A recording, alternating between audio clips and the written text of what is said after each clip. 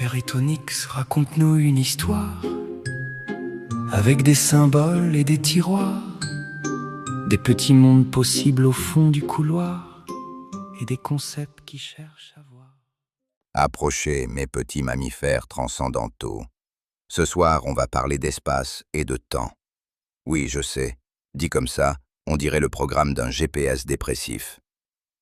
Mais chez Kant, l'espace et le temps, c'est pas juste où t'as garé la bagnole et depuis combien de temps t'attends le bus avec une dignité en ruine.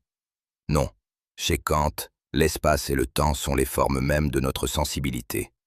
Autrement dit, avant même de connaître un objet, il faut qu'il puisse nous apparaître quelque part et à un certain moment. Tu ne rencontres jamais une chose brute, posée là comme un saucisson métaphysique dans le vide absolu. Tu la rencontres toujours dans un cadre, un ici, un maintenant, une forme spatiale, une forme temporelle. En allolinaphi, on peut dire « spako ou eto tempo ou esta formoiu a priori sensivo ou », ce qui veut dire « l'espace et le temps sont des formes a priori de la sensibilité ».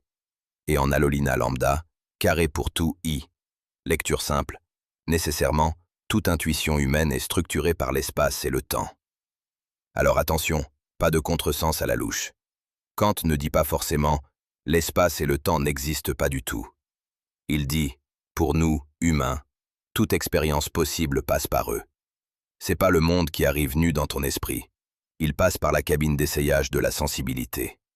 Et là, ton cerveau lui file deux vêtements obligatoires, espace et temps. Sans ça, pas d'entrée dans la boîte. Rappelle-toi l'épisode précédent sur Kant et la Lolina. Les concepts sans intuition sont vides. Les intuitions sans concept sont aveugles. Très bien. Mais maintenant on demande, une intuition, ça arrive comment? Réponse kantienne, elle arrive déjà formatée spatialement et temporellement. Donc la connaissance commence avant le jugement. Elle commence dans la manière même dont quelque chose peut nous être donné. Tu crois voir un objet, mais déjà, ton esprit a organisé son apparition. C'est là que Kant est énorme. Il ne demande pas seulement « qu'est-ce qu'on connaît ?» Il demande « quelles sont les conditions qui rendent possible le fait même de connaître ?» Et ça, mon petit noumen en chaussettes, c'est pas une question de touriste, c'est le contrôle technique de toute expérience. Prenons un exemple simple. Tu vois une tasse sur une table. Tu crois que c'est évident. Mais pour avoir cette expérience, il faut déjà une position, une forme, une distance, une durée, un avant, un après. Sans espace et sans temps, pas de tasse. Juste une purée indéterminée de données sensibles, une bouillie ontologique, un pot-au-feu sans marmite. Donc la phrase finale est simple. Nous ne voyons pas l'espace et le temps comme des objets. Nous voyons les objets spatialement et temporellement. Voilà pour ce soir, mes petits phénomènes mal réveillés.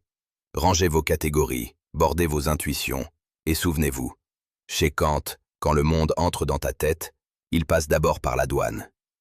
L'espace et le temps ne sont pas d'abord ce que nous voyons. Ils sont la forme selon laquelle nous pouvons voir.